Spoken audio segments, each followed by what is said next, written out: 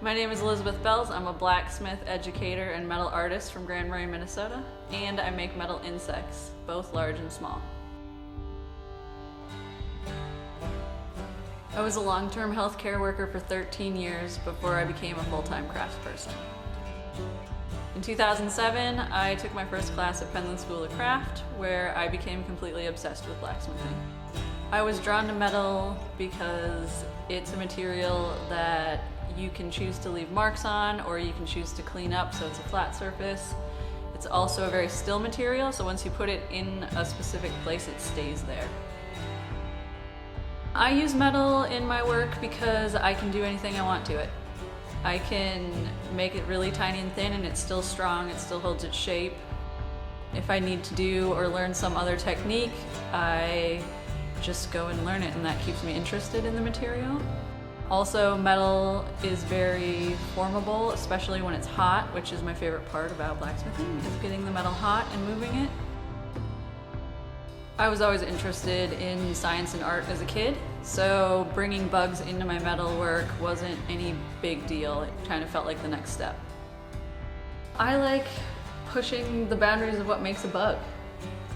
So I used to be really obsessed with the anatomy of the insect and going from making it as true to life as I possibly could.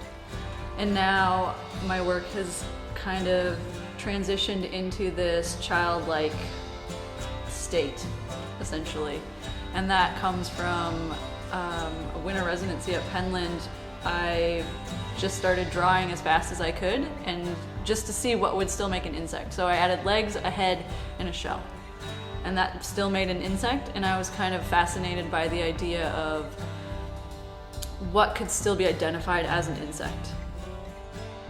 What excites me about my own work is that I can take this material and actually build on it, so I can make it something and give it a soul. I love the idea of having a cold material that's essentially lifeless, that's mined out of the ground, and then I like to build it from the ground up. So I love doing the drawings, I love making all the tiny little parts, and then I love assembling them at the end.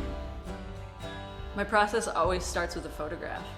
I'm a very visual person, so anything that I see outside, if I get inspired by a stink bug, if I'm inspired by a horsefly, anything like that, I will immediately go on the internet and search for any kind of photo of that insect, and then I find one that specifically inspires me and kind of fall down that rabbit hole.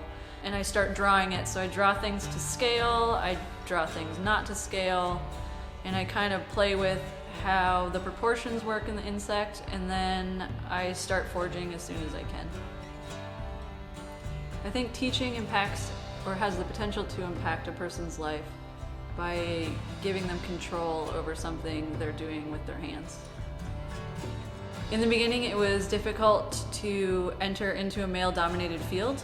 I was one of very few women at the time that were forging, and that has caused me to focus my teaching on marginalized people, especially women, and it allows, I think, them the space to feel confident and just stronger in the things that they do. In doing this, I have found myself in all different places. I recently taught in Melbourne, Australia, Waterside Blacksmithing Studio's first all-women's class, which they've now made an annual thing. I love teaching because it's the passing of knowledge. It's the sharing of knowledge and the empowerment of the person who is learning.